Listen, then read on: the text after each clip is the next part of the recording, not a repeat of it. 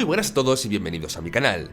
Bienvenidos al análisis de la película Spider-Man No Way Home, sin duda una de las experiencias más intensas y emotivas que he vivido en mi vida en el cine. Creo que es básicamente un regalo para los fans de Marvel y también especialmente para los fans de Spider-Man, y que hace algo que quizá no se había hecho aún en el MCU, como es explorar de verdad al personaje de Peter Parker, porque creo que hasta ahora habíamos tenido cosas interesantes de él, había tenido algún que otro conflicto, pero verdaderamente no habíamos entrado dentro de él y habíamos visto demasiado a través del traje. Creo que esta película sí que entra ahí, y no solo eso, sino que plantea algo muy interesante para el futuro. Por otro lado, también siento que la película no es perfecta, tiene alguna que otra carencia, sobre todo a nivel de coherencia o de lógica. Ya analizaremos esto un poco más concretamente después, pero siento que las partes positivas de la película, todo eso que nos da esa emotividad, esa originalidad de lo que está haciendo, porque no recuerdo que se haya hecho algo similar en el cine nunca, creo que se comen a las partes negativas de la película y realmente se disfruta a unos niveles que yo, insisto, no recuerdo. Para mí podría decir que es la mejor película del MCU por detrás de Infinity War, que ahí sí que hubo algo también muy distinto que me llegó a un nivel quizá un poco superior. Pero yo, siendo fan de Spider-Man, incluso de los cómics desde pequeñito, tengo que quedarme con esta película por encima de todas las demás de Marvel. Así que nada, sin extenderme más, vamos ya a hablar un poco en profundidad de las cosas que han pasado en la película, con spoilers intensos, con lo cual si no habéis visto la película, id a verla, id al cine y luego venís a este vídeo. Ya sabéis, suscribíos, dejad un like y vamos allá.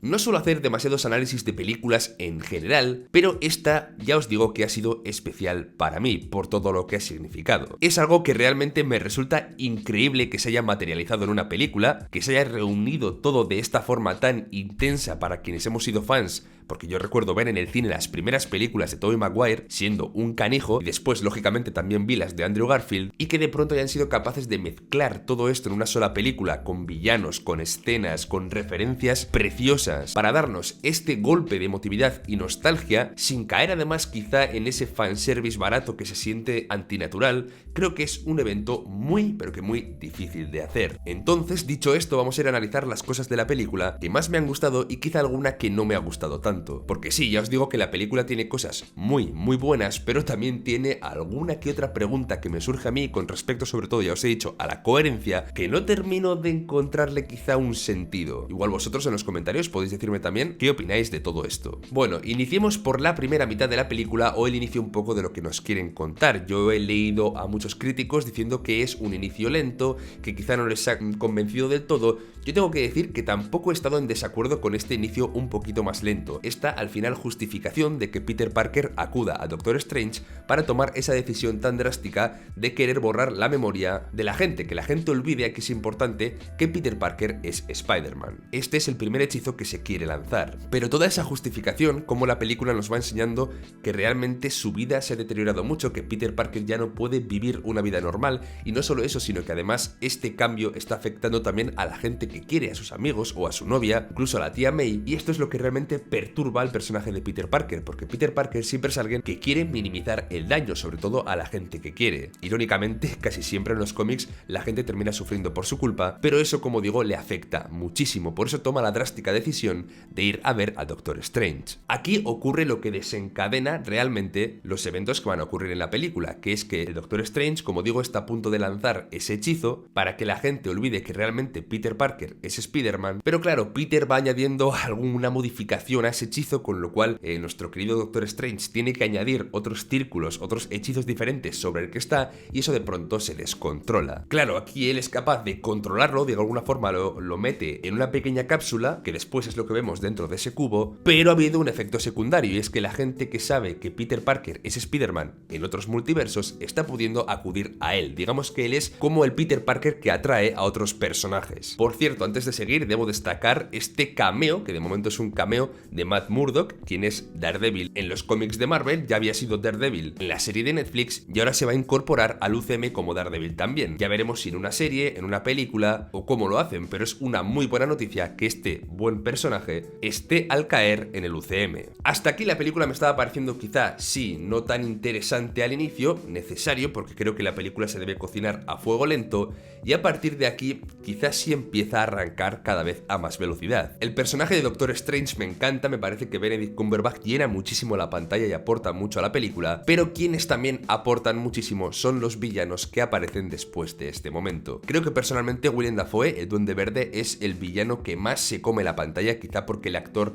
puede que sea el mejor de toda la película. Tampoco quiero entrar en comparaciones con Benedict o otras cosas, pero creo que brilla muchísimo como villano. Aparte de eso, mi segundo villano favorito ha sido Otto Octavius. Creo que está también muy bien en esta película y tiene algo que realmente me ha encantado, y es que la película redime al personaje, ¿no? De alguna forma nos muestra su parte buena y cómo realmente eran los tentáculos los que estaban controlando a Octavius en Spider-Man 2 de Sam Raimi, que bueno, ya lo sabíamos, pero ver cómo es capaz de recuperarse me ha encantado. Y claro, la pregunta que mucha gente se puede hacer es cómo está siendo capaz el Spider-Man de Tom Holland de encontrar la cura para tantos villanos del universo o del multiverso de Spider-Man cuando otros Spider-Man no habían sido capaces de derrotarlos.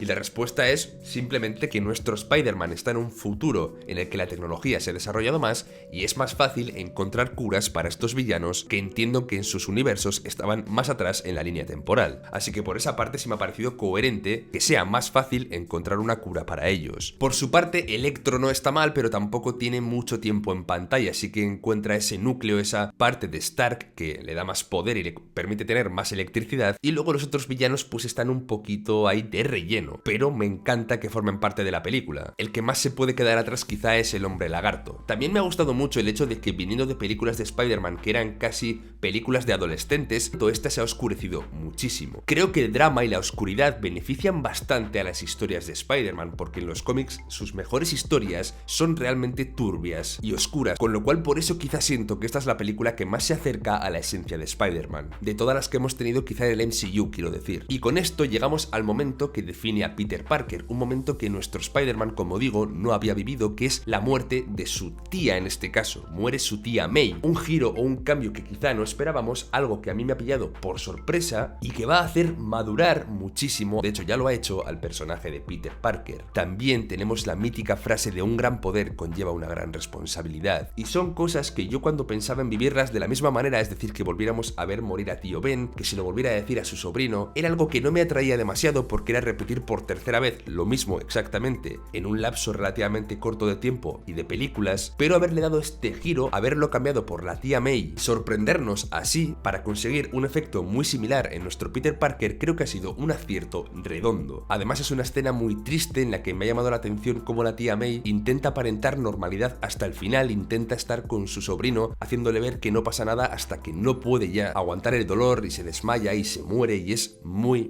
triste. Y después de este bajón llega un subidón increíble como es la aparición de Andrew Garfield. Sinceramente, el momento en el que Andrew Garfield ha aparecido en pantalla, se ha quitado esa máscara y hemos visto quién era en el cine, se han escuchado gritos, aplausos y ha sido una cosa muy emocionante. Acto seguido también aparece Tobey Maguire, es que de verdad que yo estaba alucinando de que estuviese ocurriendo de verdad lo que estaba viendo en pantalla. Que sí, que era algo que estaba casi claro que iba a ocurrir, había 1000 señales ya por ahí, pero el hecho de ver que se hace factible, ver que han rescatado dos universos distintos, ver que de pronto en el MCU todas las películas que tenemos de Spider-Man son canon, no en nuestro universo del MCU, pero sí en el multiverso, creo que es una jugada maestra de Sony y de Marvel, y como digo, un regalo para juntar a 3 generaciones de Spider-Man, montarlos todos en el mismo barco y que sea, ya os digo, espectacular. Yo sentía muchísimas emociones y las siento incluso ahora al recordarlo. Por cierto, no me ha gustado demasiado el papel del personaje de Nate, porque pienso que ha sido un poco extraño cómo se ha acercado a la magia. La magia fue algo que realmente le costó bastante al Doctor Strange y siento que para él ha sido quizá demasiado fácil. Veremos si esto tiene una explicación o qué ocurre al respecto. También veremos qué papel tiene su personaje y si realmente se explota esta capacidad de usar la magia que tiene. Y bueno, luego me meto de lleno en los 3 Spider-Mans y cómo me han encantado absolutamente todas sus interacciones. Pienso que cada uno ha mantenido muy bien su personalidad y se han hecho un montón de referencias a sus historias y a las particularidades de sus universos, como por ejemplo a cómo tiraba la telaraña Toby, cómo Andrew Garfield perdió a Gwen, y escuchar hablar de todo eso que ya conocemos me ha flipado. Son interacciones nostálgicas, divertidas y que para mí han valido oro cada segundo que hemos visto. Y llegamos al combate final, el combate en el que los 3 Spider-Mans se juntan para plantar cara a los distintos villanos. El conflicto de los villanos es que de alguna manera tampoco quieren perder eso que les hace especiales, tampoco quieren neutralizarse. Al principio el combate me ha resultado un poco caótico, incluso a nivel de montaje lo sentía un poco confuso, pero esto era totalmente intencionado, de manera que la película nos decía que no estaban siendo capaces de compenetrarse aún del todo los tres Peter Parkers. Tienen una conversación, hablan de trabajar en equipo y la batalla se vuelve impresionante. Cómo se compenetran para luchar, esas sinergias para ir neutralizando uno a uno a todos los villanos ha sido flipante. La intervención del Dr. Octopus redimido al final creo que también es muy apropiada, y ese combate final entre Toby y el Duende Verde es quizá uno de los momentos más dramáticos y tensos de la película, porque sentimos cómo la ira, cómo la rabia está poseyendo a nuestro protagonista y cómo la está descargando sin piedad contra Willem Dafoe, contra el Duende Verde. Tal es su rabia por la muerte de tía May que está a punto de matarlo. Y aquí es el Spider-Man de Tobey Maguire quien lo salva. Recordad que este mismo Spider-Man había sido quien le había contado cómo él había visto muerto al personaje que había matado a su tío Ben, pero que no se había sentido mejor, que no había ese alivio en la venganza que sí que creía que iba a encontrar el Spider-Man de Tom Holland. Con lo cual es apropiado que otra versión de sí mismo realmente le ayude y termine haciendo que no se convierta en un asesino, que era realmente lo que iba a conseguir. Ha habido un momento después, antes de neutralizarlo, que el Duende Verde ha acuchillado a Tobey Maguire y yo he pensado, no tendréis los cojones de matar a Tobey Maguire, no os lo permito, por favor,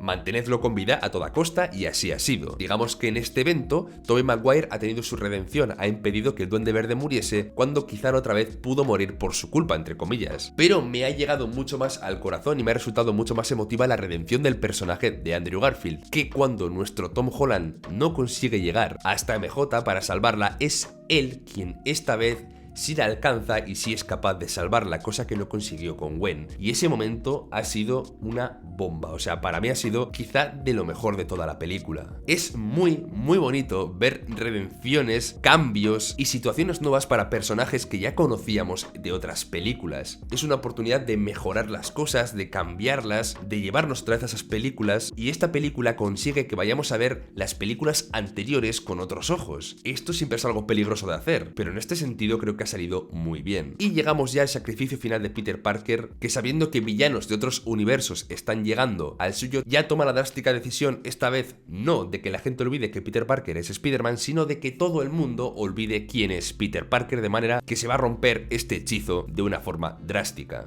Es un sacrificio brutal, va a perder todo lo que tiene, pero aún así accede a hacerlo. En esa escena final además no le dice a MJ quién es él, porque le ve esa cicatriz, esa herida, esa tirita que le recuerda que él puede traerle problemas, que ya es feliz sin él porque ha entrado en el MIT, está con su otro amigo y siente que es egoísta romperle esa felicidad para las complicaciones que le puede traer siendo Spider-Man. Y es un gesto súper bonito y súper duro de ver, aunque espero que en el futuro se deshaga y volvamos a ver a MJ y a Spidey, porque si no me pego un tiro en los cojones. Lo que más me gusta al final es que de alguna manera se resetea Spider-Man. Tenemos a Tom Holland siendo Spider-Man en las condiciones del Peter Parker que nosotros conocíamos. Y por eso me gusta el futuro que puede venir. Un Spider-Man sin dinero, que tiene que ganarse la vida, un Spider-Man con un traje clásico, un Spider-Man que no tiene a nadie realmente y del que se sigue hablando en el Daily Bugle, con lo cual es una vuelta al Spider-Man más clásico. Y tengo muchas ganas de ver después cómo lo vuelven a conectar con el universo de ahora o qué es lo que pasa. La verdad que es una pasada lo que han hecho y es muy original. Ahora bien, la pregunta es el cómo lo han hecho, porque hay aquí sí bastantes incoherencias con respecto al universo, los hechizos y demás. Por ejemplo, lo que había desestabilizado el primer hechizo de Doctor Strange era haber añadido otros círculos, es decir, modificaciones sobre un primer hechizo. Lo que no entiendo es por qué, ya sabiendo lo que quería Peter Parker, que es que la gente lo olvidase, pero pudiendo incluir a su gente cercana, podía haber generado el Doctor Strange un único hechizo que incluyese ya esas condiciones, de manera que no se hubiera desestabilizado. Pero esto no lo hacen y simplemente hacen que todo el mundo olvide a Peter Parker. ¿Por qué?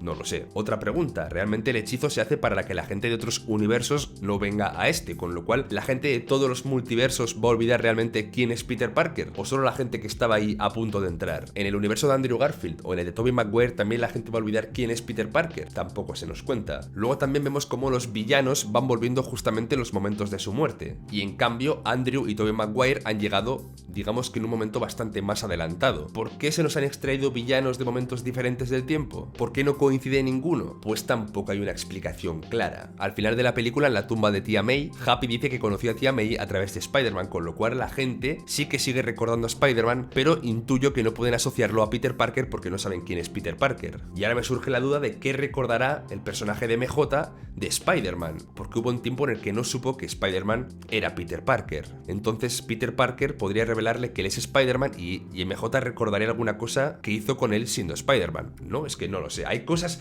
que aún no termino, como digo, de encajar del todo y me sigo preguntando y sigo intentando buscarles una solución. También se han borrado los objetos físicos como las fotos de Peter Parker, aunque el hecho impepinable es lo que os he contado en la review, que todo el mundo ha olvidado realmente quién es Peter Parker, no asocian el personaje de Spider-Man con nadie y Peter Parker está solo. Pero bueno, ya os digo que este tipo de incoherencias para mí no han manchado para nada la película ni la emoción que transmite y estoy muy pero que muy contento de haberla visto y de haberla disfrutado. Ya sabéis, suscribíos para no perderos más vídeos, dejad un like y nos vemos dentro de poco por el canal. Hasta pronto.